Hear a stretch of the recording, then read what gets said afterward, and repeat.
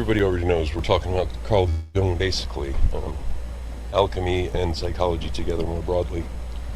So Jung, especially towards the middle and later parts of his life, about age 55 or so, really he discovered alchemy. He started looking at it. Everything he saw was shocking immediately to him. He immediately saw the archetypes, right? And I mean, if you know anything about Jung, you know that a big part of his psychology was based on this idea of archetypal imagery, right?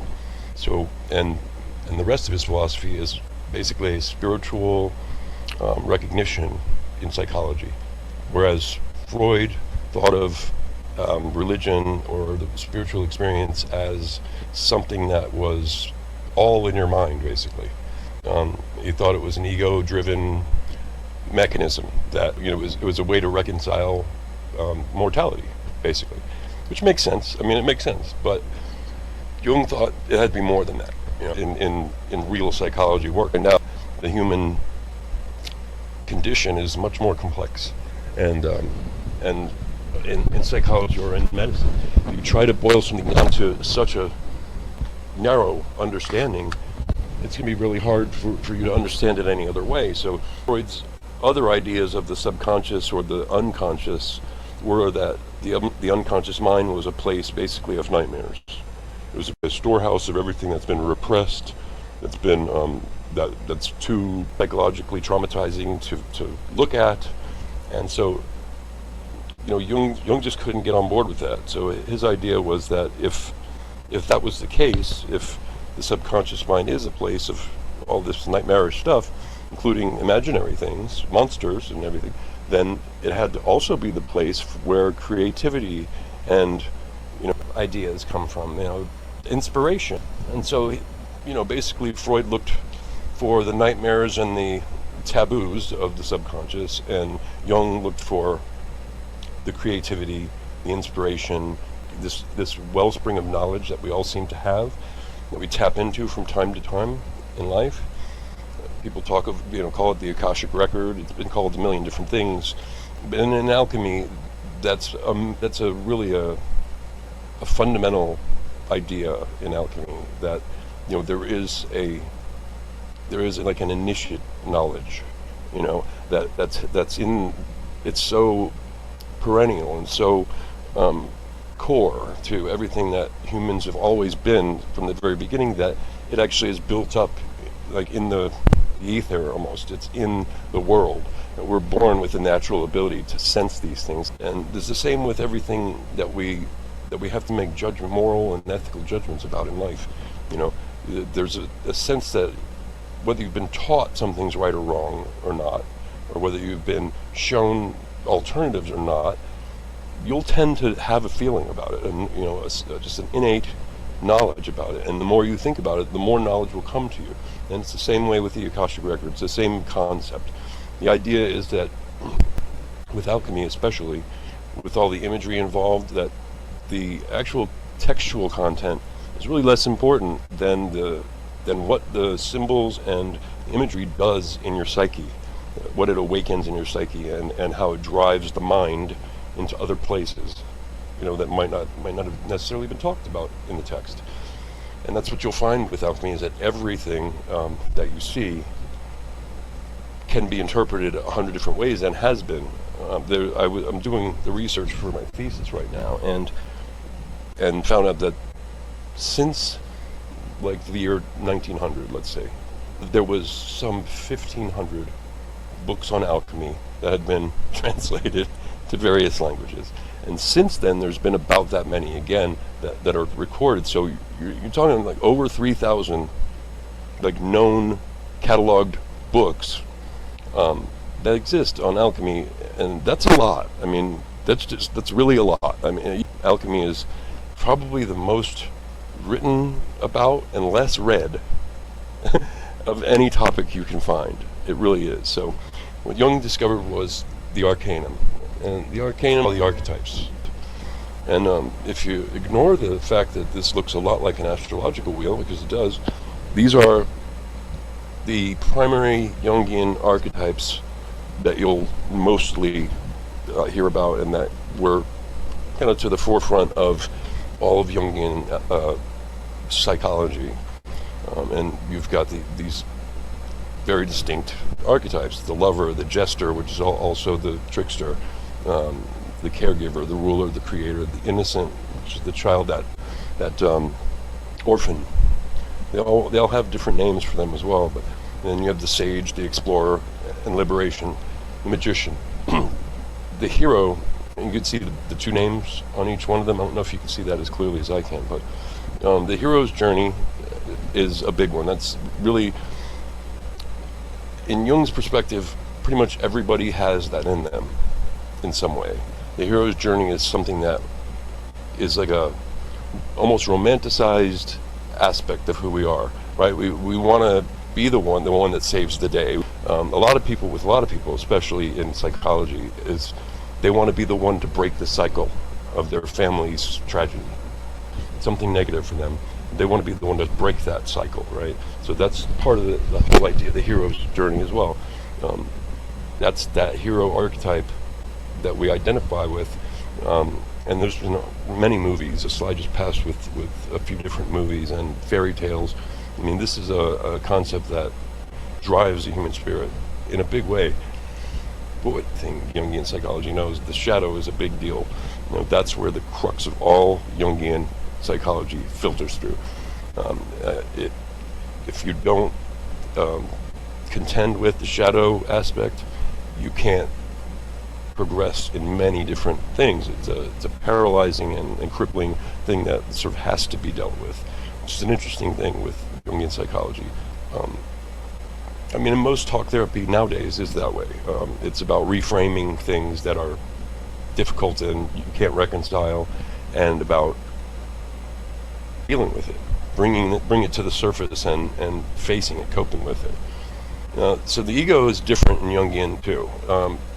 Instead of being like, I don't know, the ego is like an enemy in Freudian psychology. It's your enemy. It's this horrible thing that has this bad attitude, and it's narcissistic, and it's the little devil on your shoulder. And Jung Jung agrees in a certain way, but it's much deeper than that. For Jung, he didn't promote the idea of totally crushing the ego, and even though there is the ego death thing in the Dark Night of the Soul, right, and in Facing the Shadow work, but it's not a total death. It's a death and a rebirth as a better thing. And the way you can talk about or think about what he meant was in some of the other descriptions that he's given. He was really put on the block about all of this. He was grilled constantly. Everyone who interviewed him, they were asking him, well, you're saying that religion, the religious experience and the spiritual experience, is part of human psychology. Well, what religion do you mean? Well, I'm reading this that you wrote, and this sounds to me like you don't believe in God. Do you believe in God? And so he was faced with these types of questions, and honestly, I mean, if you look at footage where he's faced with questions like that and has to answer them, and when you hear his answers, I'd have to say that he really didn't.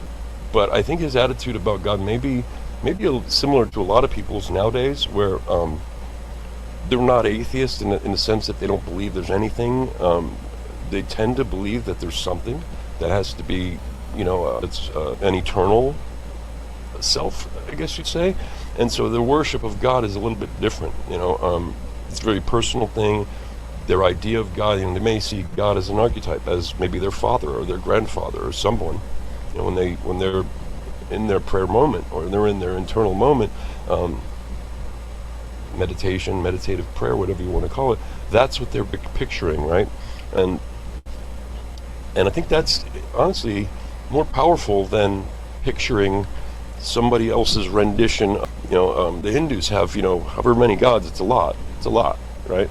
And so is it better to allow that archetype to manifest inside you, where whatever this spiritual being or this guiding aspect is, what you see is something that you can relate to, right? So that's literally the biggest differences with what Jung had to say. And I think he was put to the frying pan way too much early on, and then when he got older, he was so like cynical about it that every time they would ask him, "Well, do you believe in God?"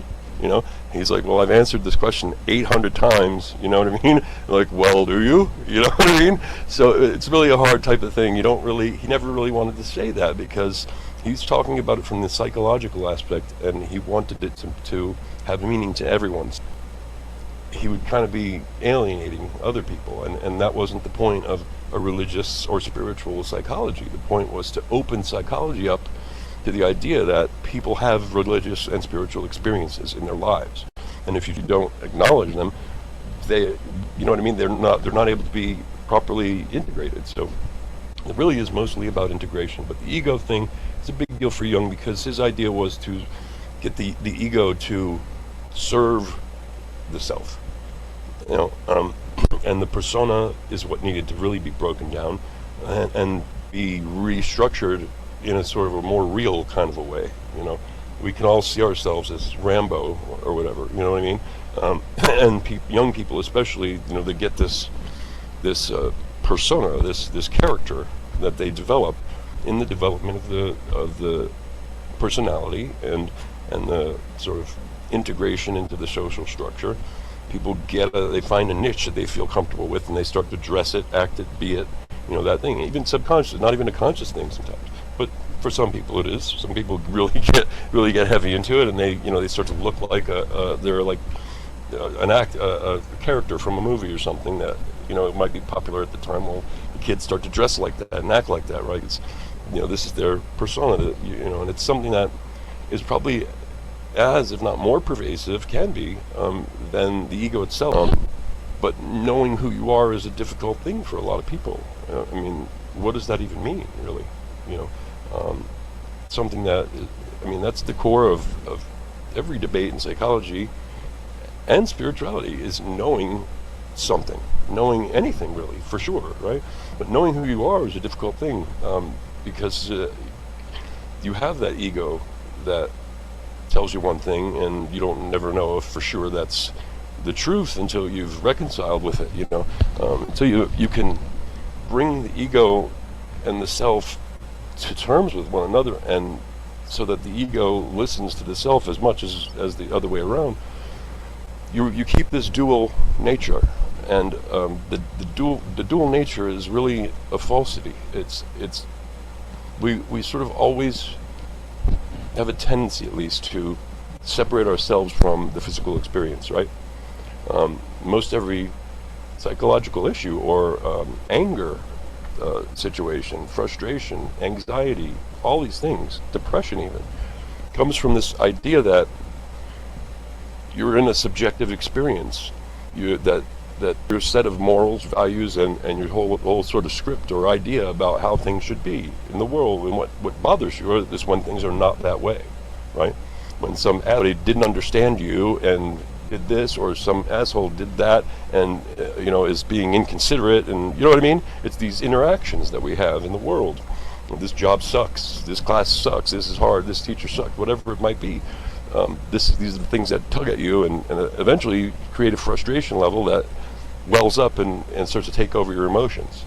And the ego is the same way, and the persona is also the same way. And the trickster, that's his job, right? So these are aspects of ourselves we can't get around without taking control of them and having this sort of alchemical honesty that I like to talk about a lot, is not believing the false narrative and truly being able to laser pinpoint into what it is you're about and what the next thing should be, right? So the trickster is a really great archetype to explore, even though it can be frustrating, because all of the trickster archetypes are both positive and negative characters, right?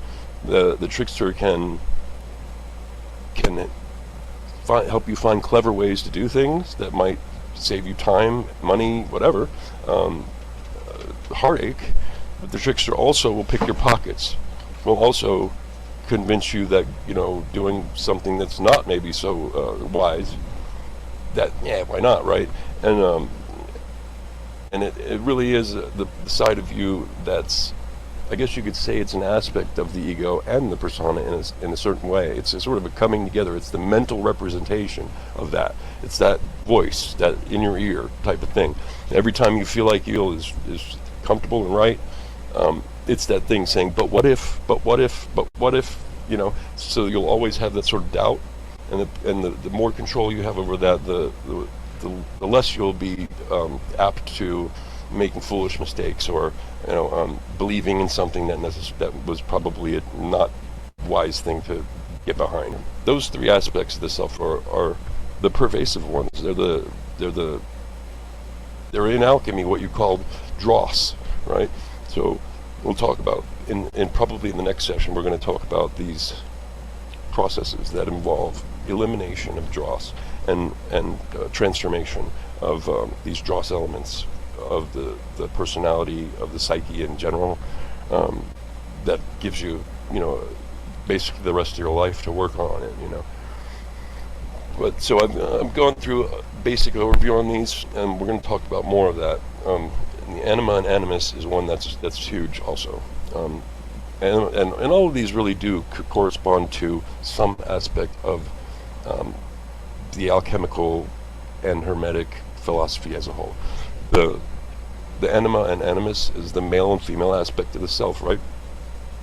And this pertains to the principle of gender in alchemy and hermeticism, right? So there's 7 principles. One of them is a principle of gender, and it basically states that everything is gendered. Everything alive is gendered. There's a male and female aspect of all things, right? And that until both aspects are reconciled, once again, you can't be a whole person or whole thing, right? So in alchemy you'll see the hermaphrodite a lot. There's always some creature or human or whatever that shows some hermaphroditic principles.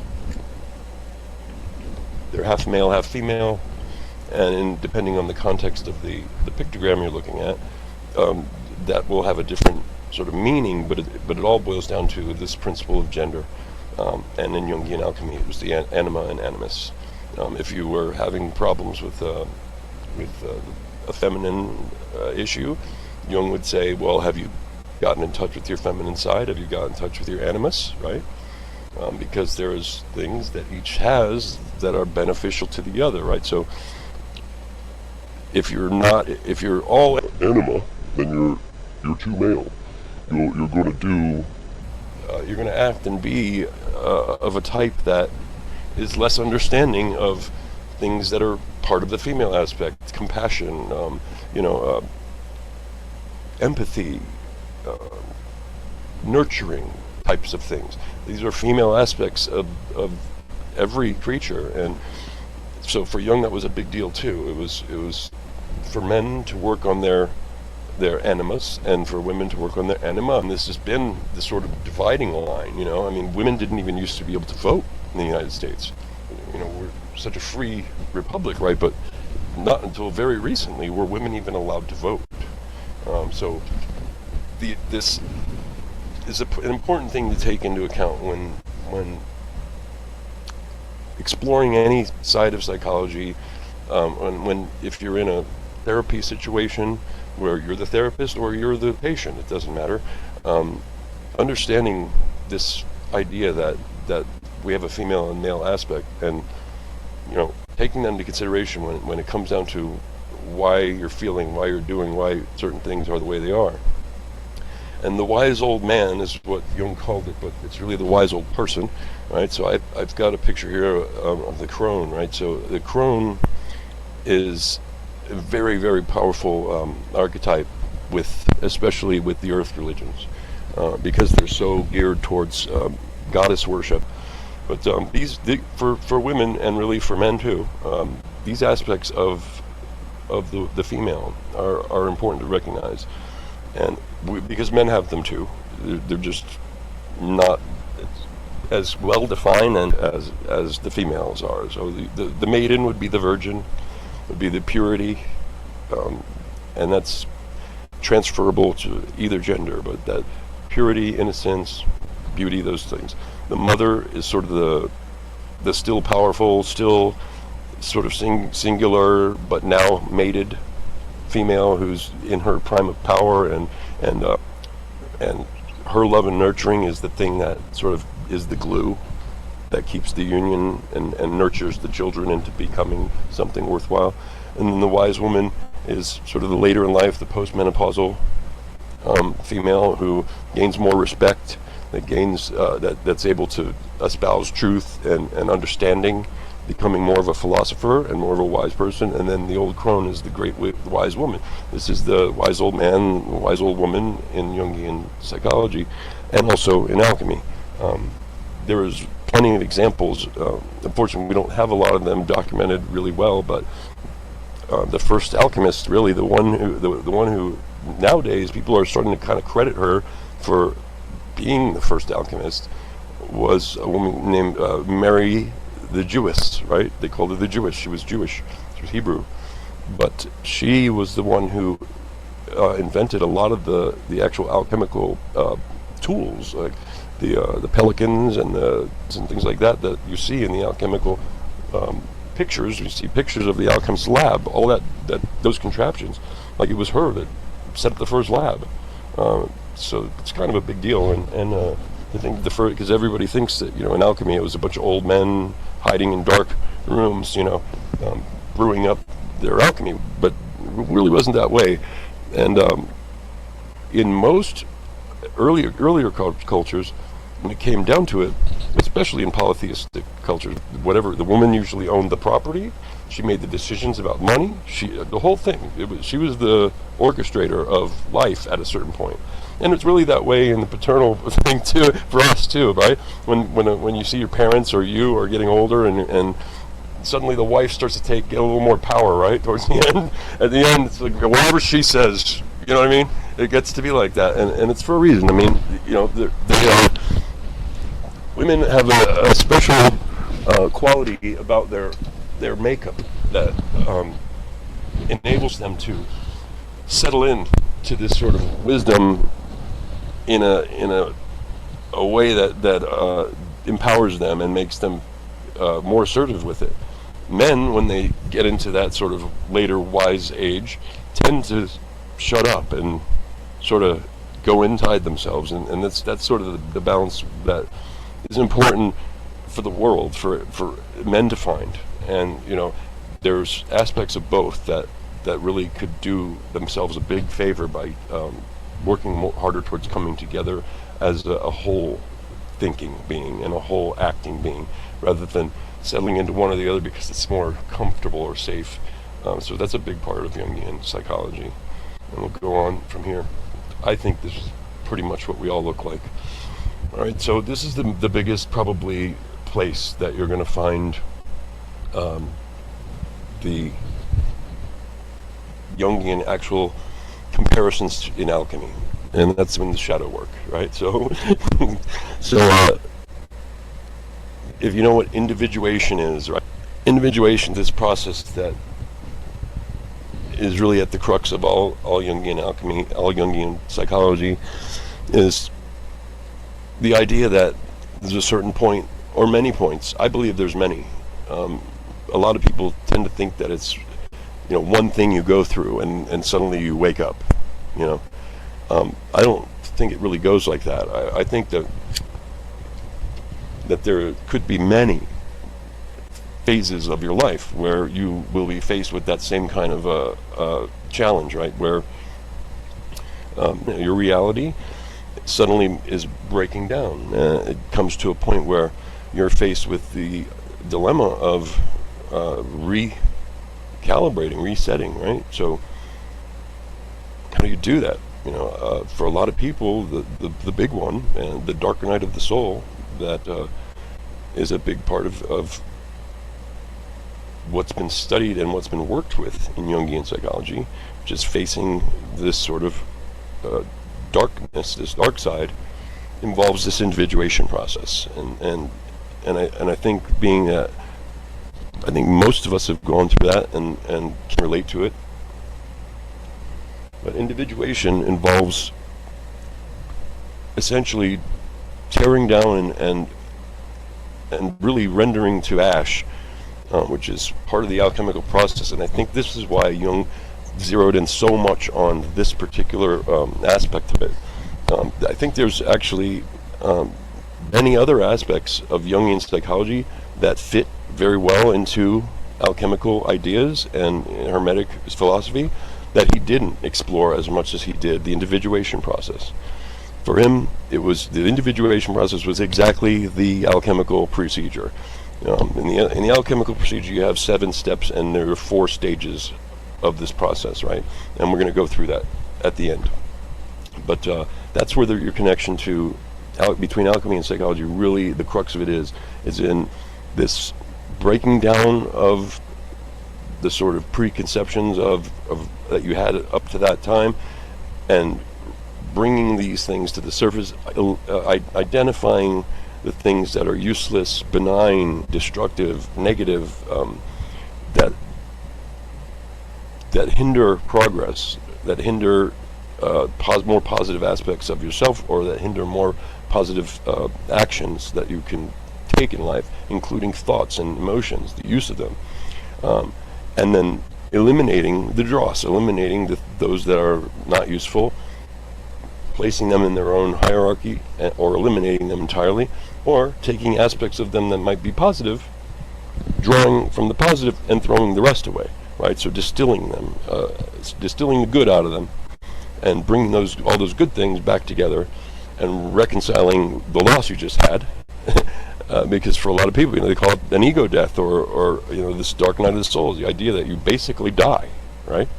And we're going to go through a couple images that talk about that, and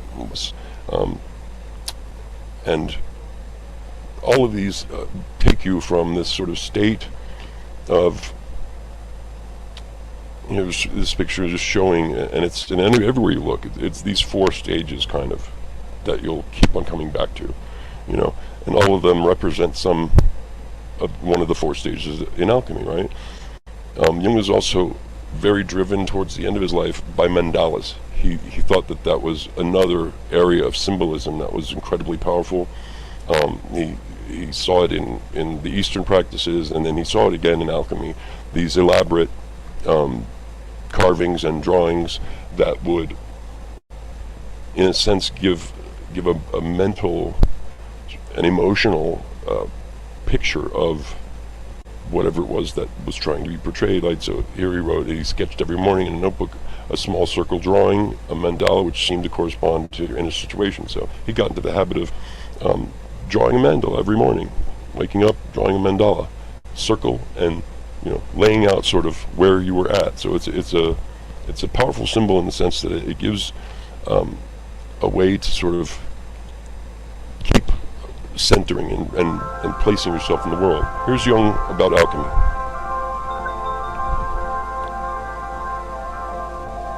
I was always looking for something in between, something that linked that remote past with the present moment, and I found, to my amazement, it is alchemy. It is the basis of our modern way of perceiving things, and therefore it is as if it were right under the threshold of consciousness. It is a wonderful picture of how the development of archetypes, that is, the movement of archetypes, looks, when you look upon them as if from above, maybe from today, you look back into the past and you see how the present moment has evolved out of the past. And we can construct or even predict our the unconscious of our days when we know what it has been yesterday. Right, so that's a big statement he just said there. There's a couple of big statements right there. It gives me chills every time I watch it, but I put subtitles there because I know sometimes it's hard to understand it a little bit. But he said that he had always been looking for something to connect the remote past to the present moment, right? And he discovered, to his amazement, it is alchemy, not alchemy's one of them, or alchemy seemed to be like, but it is alchemy, right?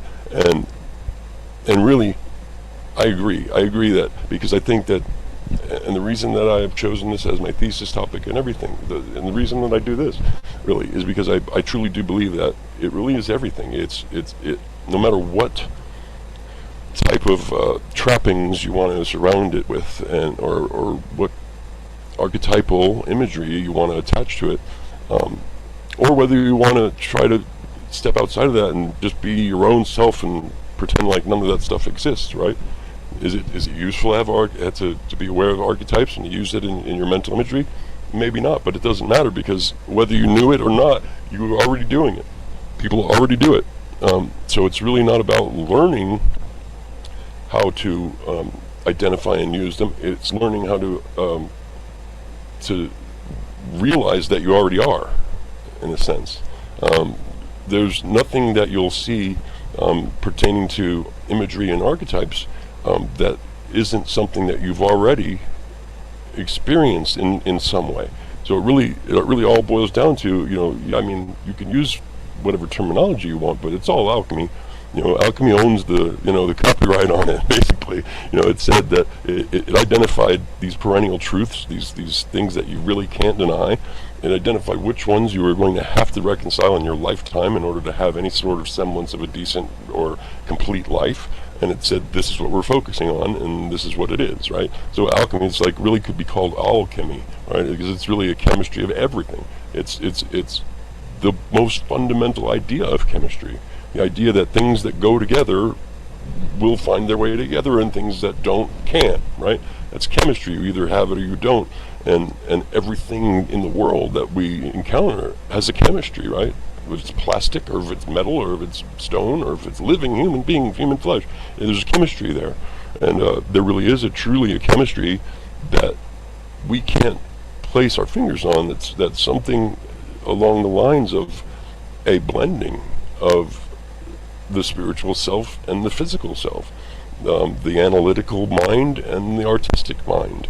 Like, those things come together in the human experience, in the human condition, and those are the things that we have to reconcile. We have to reconcile the idea that our emotional self, our sort of spiritual self, that feels like an inhabitant of a vehicle, right? That's the way I usually describe it. It's like, we have a vehicle that we're in right now. We are spiritual beings having a human experience, right? Not humans having a spiritual experience. And that's really becoming the norm in most people, whether they're heavily religious or whether they're just more of a generic sort of spiritually minded person. They'll tell you that they feel like they are sort of inside this body. The body's something to contend with, right? We have to contend with it. If we don't keep it healthy, we're going to get sick and be miserable, maybe die earlier than we should, things like that. But the reason I'd say probably 85% of the reason that we do have unnecessary ailments, injuries, and untimely death is due to the fact that we don't reconcile the fact that there is no duality. We are non-dual in our nature. Yes, our body may die, and hopefully, I believe that consciousness lives on, and I think that most people want to believe that.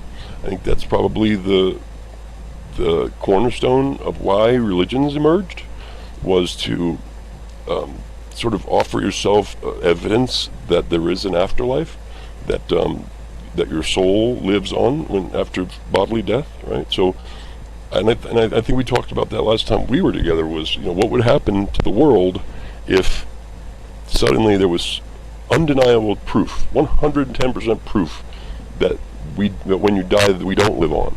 That's it. You're dead, you're dead. Don't you think people would probably change the way that they're living drastically? I mean, it's my view, how could any type of routine, fundamental, basic aspects of human life be maintained in that way? You couldn't get someone to spend any considerable time doing work for someone else, or doing civic work totally, because the idea would be to save yourself, right? This is my time. My time's ticking away. I can't spend it on you or anybody else, you know? So I really do think it would be a breakdown in really fundamentally all aspects of human life if we suddenly came to a realization, a collective realization that there was nothing beyond death, right? So the alternative is for everyone to find some way to believe there is something beyond death. Because if you believe that this physical life is all there is, you're not gonna be very happy, really ever. You know, you won't, because you'll always feel like you're wasting time, or that you've wasted too much time, or that every situation, every momentary situation that passes through is a hindrance, a cumbersome thing, frustrating, something that had to be escaped from, right? So you would be able to live in your own skin. And I keep saying it recently, especially, if people truly realized how tragically short the human lifespan is, they would definitely have a different attitude about it. And I think we did touch on that last time as well. The idea that as you get older in life, you start to reconcile mortality at a different level. You know, young kids think they're going to live forever. They live like they've got all the time in the world. And then when they maybe have their first child and they're a young couple, they start to get more serious about it. So when they start to save money and think about retirement as a serious situation, something worth giving up, sacrificing now for later type of thing. And then as you get to the next stage, you realize that you're going to freaking die, and it's going to be like tomorrow. It's like it's over already. You know, when I turned 50, everybody's like, well, you're halfway through. I'm like, no. How many people do you know that live to 100? Not that many, right? How many that live to 80? A decent amount, not that many, right? How about 70 or so? Yeah, you're really looking like 70, 75 years old, right? Realistically. I mean, even if you have ailments, if you're not born with something deadly, you know, even if you have ailments, you get lung cancer and all that crap, you'll probably live to about 70 nowadays. And if you treat your body a little bit better at the end, you'll probably live a little longer. So let's say 75 years old. 75 years old sounds like a good age, sounds like a good thing, but when you get to be 55 and your children are 30, the idea that you're going to die in less time than your child has been alive is almost impossible to grasp. It's unfathomable, but at the same time you realize it's the truth, right? So how do you reconcile that? Like for me, I'm 52. I don't know how old you guys are. I know probably a little younger, I guess, but I know that Socrates is a little younger, right? So we don't face it. We don't really look at that, you know. And that's something about the Stoic philosophy, which is the last part in this series is going to be about the Stoics and about activating this sort of mindset in your life. That is essentially based on the concept that life is too short. It's too short. You don't have time to be worrying about things you can't control. And if you are truly worried about things that you can control, then use your time to affect them. Use your time to make them be what you expect or want them to be. It's a hard thing for a lot of people to like get on board with, because it's so brutally it's unforgiving and brutal in a way. But like that's the first place you should start negotiating with yourself, in my view. You know, when you're facing a difficult situation, say, what would Marcus Aurelius do? And you go, oh, do I really want to do that? Like, am I that hardcore, right? Because it will demand that you do the right thing, right? So we don't always face the fact that what the right thing is, right? We go, well, I can do this and it won't be really wrong. It'll still be right-ish, right? It'll still get the job done. Well, maybe not. Maybe there's things attached to that you haven't thought of, that you haven't predicted, and next thing you know, you'll be on some rabbit trail somewhere, caring about a whole bunch of shit that doesn't matter and that you can't control. So really the idea behind that whole philosophy and behind the process of alchemy is, spiritual alchemy anyway, is to work towards a point where you can be a powerful being and you can be a directed and focused being, because you've eliminated your susceptibility to all these other things, these outside things that will that are always going to be there to distract you. There's always going to be something there tearing at you, pulling at you, that that's hindering your progress. But should it be hindering your progress? Is it right here in the room with you right now, nagging at you, or is it in your head? Right? It's in your head. It's all occupying space in your mind, right? And a lot of times, probably more often than not, a lot of those things that you do allow to cloud and occupy your mind that do slow you down, that cause you to procrastinate, that cause you to set things aside that you couldn't maybe be doing or thinking about. They don't care about you when you're not engaging with them, right? So you're allowing these things, these outside influences, to occupy space in your head and to occupy vast passages of time in your life. If you add them all up, incredibly pervasive amounts of time, when they're off doing whatever their annoying thing is. They're not thinking about you. They could care less. They're done with you. Your encounter happened and it's over with. And this could be work, or a relationship with someone, or some sort of business or interaction that you have to go through with. So essentially, that's the idea with the Jung's blending with alchemy, was the idea that it would give a more solid ground for the theories, especially the individuation process, whereby we listen to music, whereby you come to realize that you are not a dual-natured creature, and that you have to face these things one way or the other. We talk about the Philosopher's Stone. The Philosopher's Stone is probably the most complex idea in alchemy, because it's never been in all 3,000 or 4,000 books that exist. And I'm going to give you this stuff to download too, all of this. You hear about the Philosopher's Stone, like this was the focus. This was what alchemy was set on doing, was discovering this Philosopher's Stone, right? And it's not the same thing as prima materia, although it's a similar thing. And I probably can't explain it or break it into any better terms than has already been done in the past. But I think you can come to a deeper understanding of what it signifies if you sort of look within for it. The Philosopher's Stone, the alchemist described it as, is it a physical thing? Is it an object? Well, yeah, but it's not completely that. It's not completely material. It's etheric too. It's spiritual. It's mental, and it's real. It's physical, right? So, in my best explanation of it, I would say that the Philosopher's Stone is not a stone. It's not a particular mix of minerals that you can contrive in the retort and come up with, right? Philosopher's Stone is a communion between these three aspects, the mental, the spiritual, and the physical. It's all three things. It's been described before as something that if you were hungry, you could eat.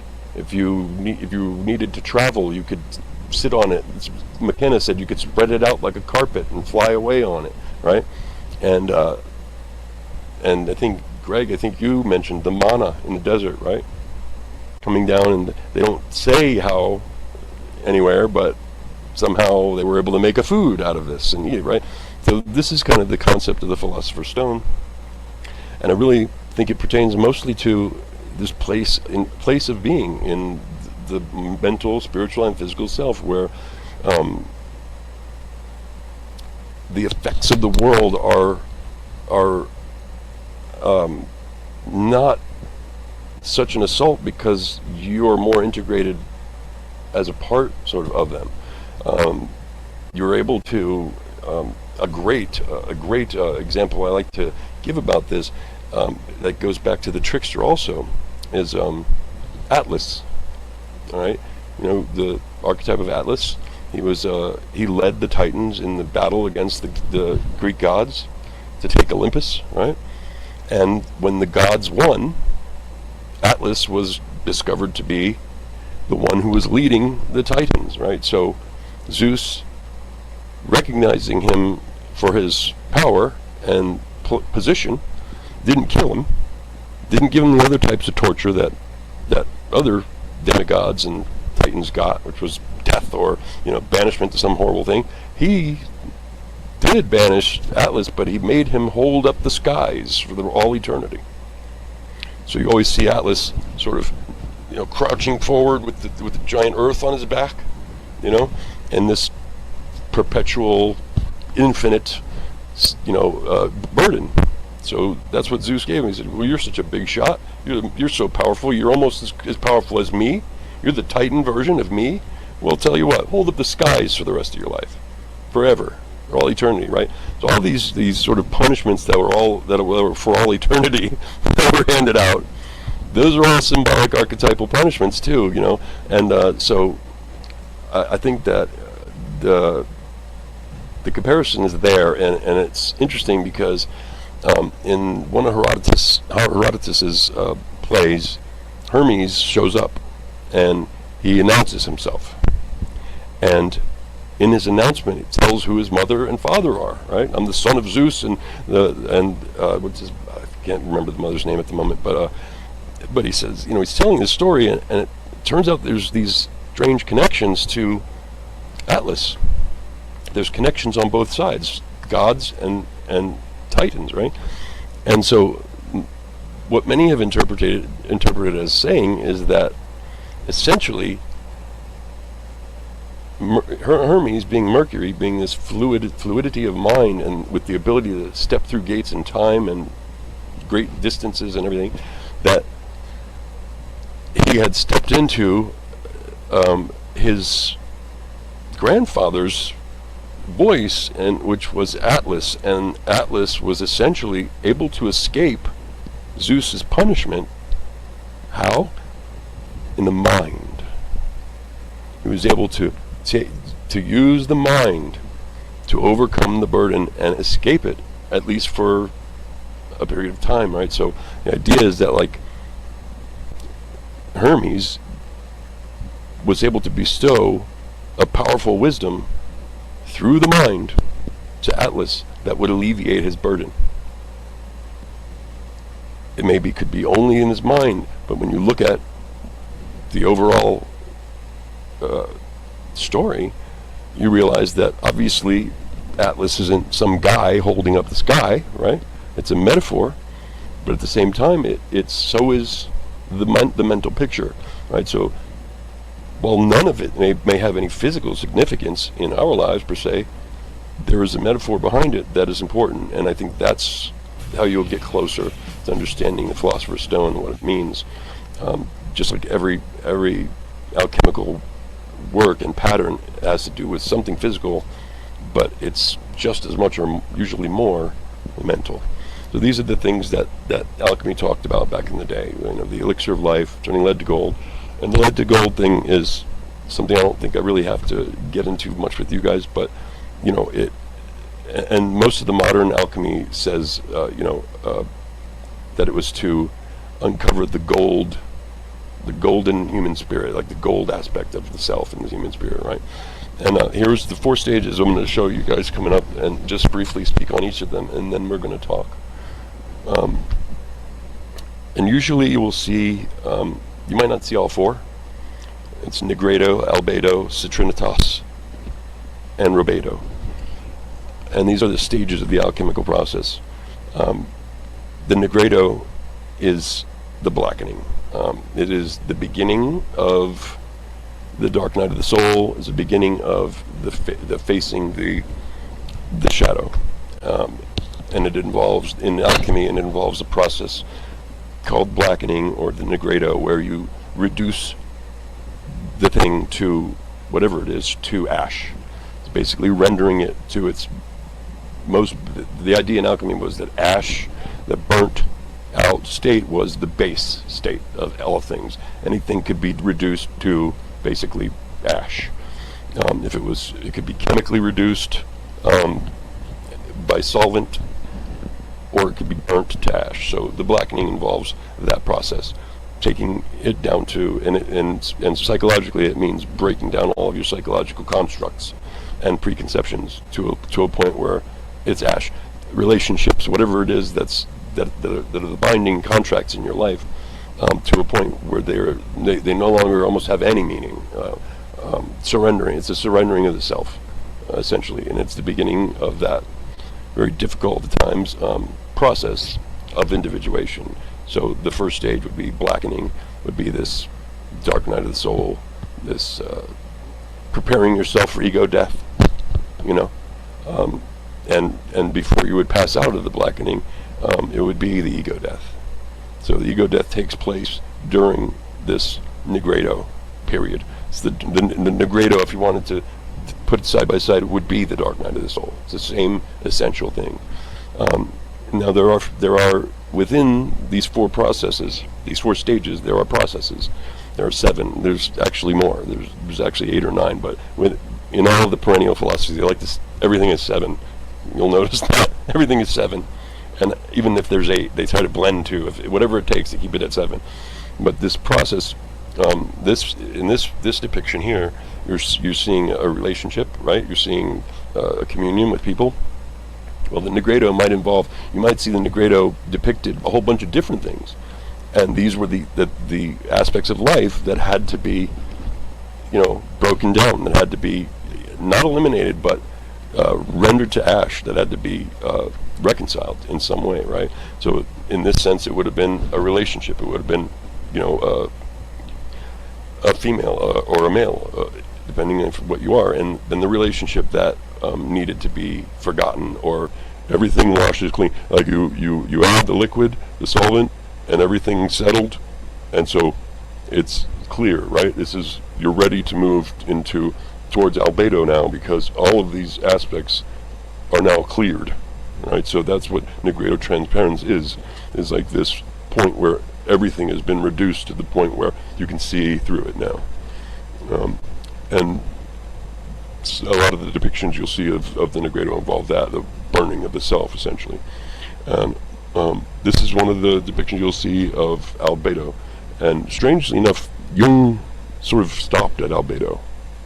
I mean, he didn't not recognize that there was more, but he sort of incorporated them all and called it albedo. He didn't talk so much about rubedo or the great work or mastery per se. I think he thought that was more of that was too much for like the average person. So the individuation process sort of stopped, in a sense, at albedo, and then gave you this Trinitas to take in your back pocket, essentially. And I'll explain what I mean. So albedo is the purification of the self. It's a new outlook, a new mentality, a new sense of clarity. Anything you basically associate with whiteness, right? It's called the whitening, albedo. And this is the pure self that emerges from the blackening, right? It's the pure properties that have been distilled out of the blackening. Citrinitas is often left out in most alchemical stuff that you'll read, or if you're looking it up, you won't even read about Citrinitas. But Citrinitas is vitally important. It's the stage between albedo and rubedo. It's between mastering of the self, or at least to a degree that you've identified the true self. You've gone through this individuation process, and now you are successfully individual and successfully integrated, right, with the world. Well, Citrinitas is vitally important to mastery, to the great work, to accomplishing the goal, which is life mastery, right? It's for every religion, for every philosophy, every self-help you can get into. It's all about mastery of the life, mastering of yourself, and coming to a completion with that, right? An expression of it that completes you, essentially, right? We strive most of our lives, right? We're in a state of perpetual striving most of the time in our life. We're never exactly who we want to be, right? We might have thought we were going to be a great actor or a great, rock star, or Indiana Jones or whatever, And so we go to school and we do things to try to work towards being that, right? So the citrinitas is the yellowing, and it's identified with the sun, with illumination. So citrinitas, you look at it as this stage of illumination where you've become an illuminated person, illuminated spirit, right? By being in the world that way, being in the world in an illuminated way, where you're able to navigate and sort of master, I guess you would call it, the situations that you're faced with in your life, right? So the best way to gain mastery over something is to have a full understanding of it and the ability to encompass it, right? The ability and understanding, right?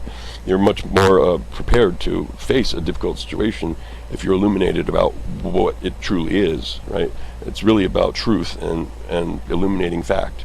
And in this process from citrinitas, this clarity, towards rubedo, there involves stages, and this is one of them. Solvito perfecta. This is the union between man and woman, life partners, and the beginnings of making a family, right? So the idea of reproduction and of like passing on what you've learned and what you are to other generations, and unifying with the partner is critical. I've said it many times that alchemy really could be boiled, if you had to say one word, it would be love. Because in alchemy, you can't complete the great work without the female. It's even in like Rosicrucianism and a lot of the modern sort of adaptations of alchemy, there's always this aspect of union. It's like the bringing together of opposites, and that happens in the individuation process internally, the sort of opposites of the self, and this all can directly be seen to represent a certain aspect of the philosophy. So in this sense, you're looking at the principle of polarity, all right? The principle of that there are no true opposites. Opposites are essentially they're the same. They're only different degrees of the same thing. Like hot and cold. They're both a temperature. They're just a different degree, right? And in different chemistries, what's hot and what's cold might be a different definition, right? So, and everything essentially is that way. Heavy, light, thick, thin, dark, light, right? Every aspect has this polarity, and polarity is necessary. Anytime there's not polarity, usually what happens is an explosion. So non-polarity is an upset in the balance of natural law, which causes a massive reaction. Whenever there's a lack of polarity, the thing is dangerous, right? So in alchemy, it's essential that there's a union of some sort. It's not to say that someone who lived their whole life and never got married and never had children couldn't achieve for them the great work. It's saying the great work, the magnum opus, is this completion of this process. It all reverts back to nature and what nature essentially is set up to do, which is to, a human being comes into the world. They meet with the opposite sex. They unionize. Their chemistries are needed in the other, right? A woman can't have a child without semen, and the semen can't make a baby without egg, right? So this is what's meant to happen in nature, and so the alchemical process in that sense is essentially natural law in action. It's completing the process that you're here to do, essentially, and not having it destroy you. And the process is the psychological part of it. So it really did have a lot to do with the Jungian alchemy. It really did have a lot to do with relationships and how to better facilitate a natural flow in them. And I've got a couple of slides here that are going to feed out while I'm talking, but these principles are what Jung attached really everything he had done up to that point started plugging into this alchemical imagery and sort of philosophy, because it fit so perfectly. And you saw him almost pleading, right? I couldn't believe it. This is one of the most brilliant men that's ever lived, saying, I didn't know, I was shocked, right? And there's other footage of him later in life. It's from like 50, I think he lived to be, I want to say 83 or something like that, maybe 86. He lived long. That he really lived his life as an alchemist. There's home video and stuff of him like in his backyard with a kettle and this big stone, and artistically carved this sort of mandala into this stone behind his house. This big stone. He wanted it to leave it as a monument, right? So he was doing his alchemy at the end of his life, and from, if you look at the collected works, really from like, I want to say at least 9, which is sort of the beginning of where he really identifies the archetypes, all the way to volume 15. All of that is alchemy, all of that. So the Jungians who ignore the alchemy, they don't really read psychology and alchemy that much. They can't really tell you that much about it. In my view, they're missing the boat, because that was what it came to. I mean, it's easy to look at everything up to the Red Book and say, the Red Book being the book most people have if they're wanting to study psychology in the Jungian sense. It's the Red Book, but most people don't necessarily have the whole collected works. It's like 21 volumes or whatever it is, and each one of them is like the size of an encyclopedia. So most people don't necessarily have that laying around. I'm going to give it to you guys in an electronic version, which I do have that, and I have Psychology and Alchemy, which is volume 12, that I'm going to give you guys also if you don't have it.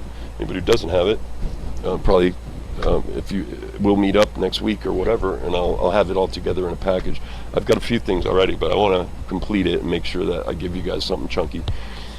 And I'm also going to link you to a library of books that's especially sort of set aside for this, that where you don't have to go out and buy any books. You can just go there. I think I've got 110 books in there or something like that. I may have given it at some point to a link to you guys.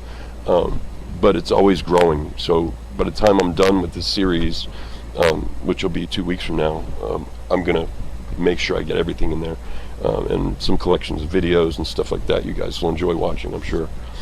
So is there any questions at all about any of this? You can turn your mics on whenever you want.